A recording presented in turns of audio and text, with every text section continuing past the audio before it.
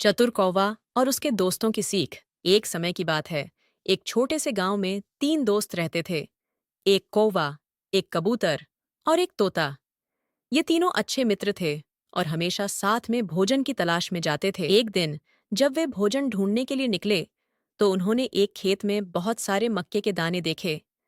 मक्के के दानों को देखकर उनकी आंखें चमक उठीं और वे खुशी खुशी उस ओर भागे। लेकिन जब वे पास पहुंचे तो कौवे ने देखा कि मक्के के दानों के चारों ओर एक जाल बिछा हुआ है।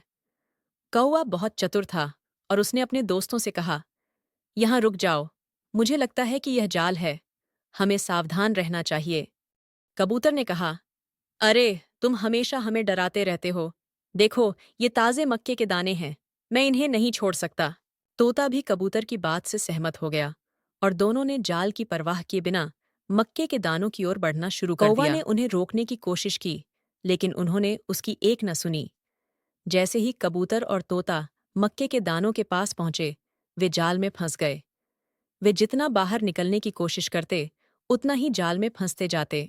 कौवा, जो दूर से यह सब देख रहा था, उड़कर एक पेड़ पर बैठ गया। उसने देखा कि एक शिकारी धीरे धीरे उनकी ओर आ रहा है। कौवे ने तुरंत अपनी चतुराई का इस्तेमाल किया।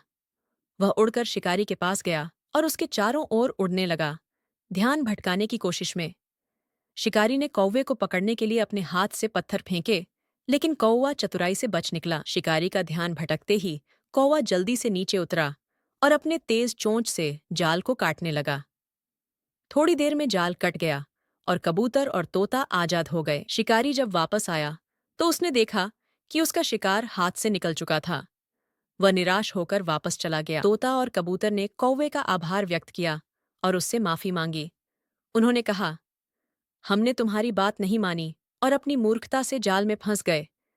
हमें अब समझ आ गया है कि हमें हमेशा सावधानी बरतनी चाहिए और अपने दोस्तों की सलाह सुननी चाहिए। कौवे ने मुस्कुराते हुए कहा, कोई बात नहीं, दोस्ती में छोटी मोटी गलतियां होती रहती हैं, लेकिन याद रखना, हमेशा सतर्क रहना और कभी भी लालच में नहीं पड़ना चाहिए। इस घटना से तीनों दोस्तों ने एक महत्वपूर्ण सबक सीखा। कभी भी लालच में आकर अपनी बुद्धि का त्याग नहीं करना चाहिए और अपने मित्रों की सलाह को ध्यान से सुनना चाहिए।